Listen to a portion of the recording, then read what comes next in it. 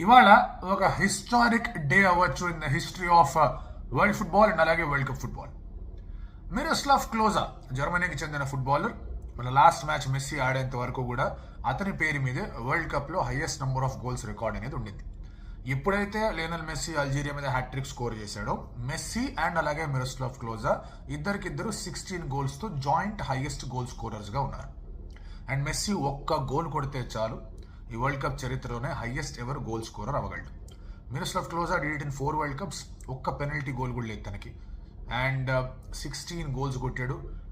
5 in 2002, 5 2006, 4 in 2010 and అలాగే 2 in 2014.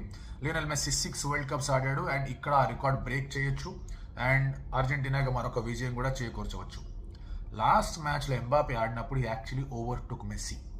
France versus Senegal మ్యాచ్లో Mbappé break score చేసి messy అప్పుడు 13 గోల్స్ దగ్గర ఉంటే ఎంబాపే వెంట 14 అండ్ అప్పుడు మెస్సీ తర్వాత మ్యాచ్లో హ్యాట్రిక్ కొట్టి 16కి వెళ్ళాడు. సో ఇక్కడ ఎంబాపే కూడా మిరోస్లావ్ క్లోజా రికార్డ్ చేరుకోవడానికో లేకపోతే బ్రేక్ చేయడానికో అన్ని అవకాశాలు కూడా కనిపిస్తూ ఉన్నాయి. Who is going to break that record? అది ఇవాళే బ్రేక్ అవుతుందా? ఇవాళ ఇద్దరు గోల్లేజ్కి వెళ్ళారంటే పరిస్థితి ఏంటి? లేదా ఒకవేళ మెస్సీ స్కోర్ చేశారంటే కనుక ఎలా ఉంటుంది, ఎంబాపే స్కోర్ చేస్తే ఎలా ఉంటుంది? మీరు కామెంట్ రూపంలో తెలియజేయండి.